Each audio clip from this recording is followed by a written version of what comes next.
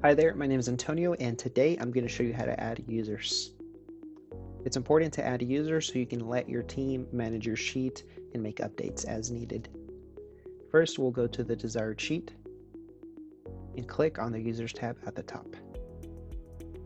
Then we're presented with this screen where we can type in an email address to share the sheet. If the user has an account, they'll have access right away. If they don't have an account, they'll receive an email asking them to create one. As you can see, we've got toggles here which allow for different levels of access.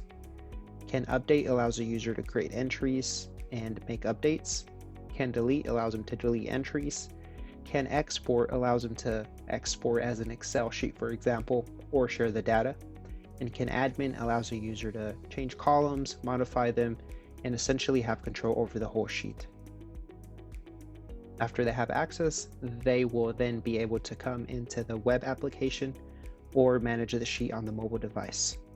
To access the sheet on the mobile device, simply click on the sheet name at the top and select the sheet name.